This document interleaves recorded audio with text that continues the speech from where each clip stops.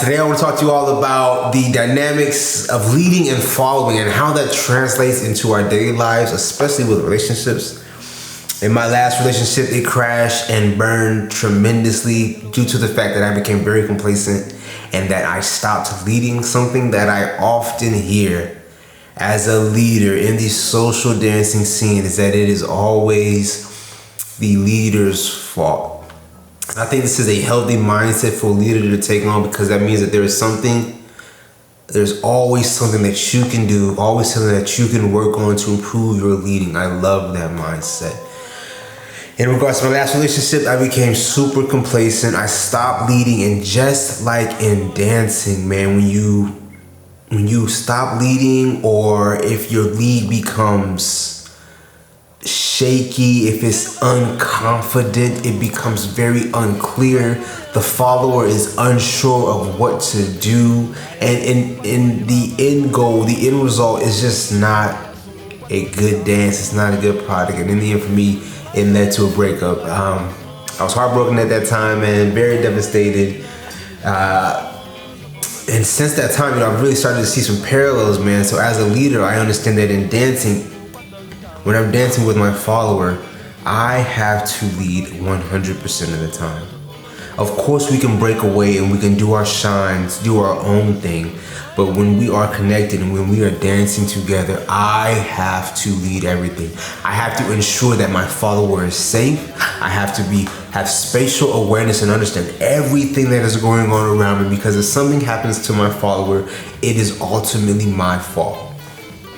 And so the burden of performance is upon me, man. I want to also add in there that, like so many things, man, your appearance, the way you carry yourself, the way you present yourself to the world is super important. If you just imagine the person who comes to the dance floor and doesn't look their best, is not very confident, they are, of course, unlikely to get a lot of dances. Now this, of course, can be made up if you're a very skillful dancer. If people know you, then of course you can make up for this, man. But if you're new to a scene, if no one knows you, if you look presentable, if you look confident, if you look like you belong there, people are going to want to dance with you and see what you like. And of course you can drop the ball. If you don't know what you're doing, you're going to drop the ball, man. But first impressions are very important.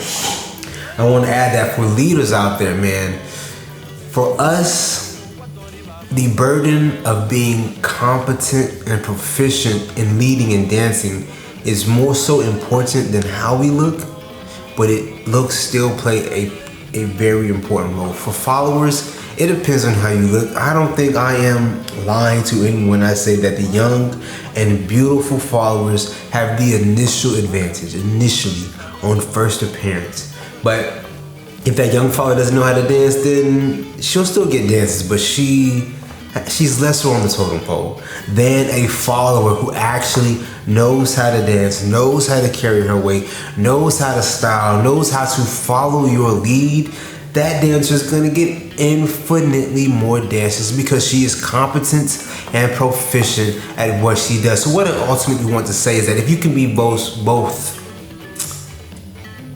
easy on the eyes and proficient, competent in social dancing, you're gonna get what you want.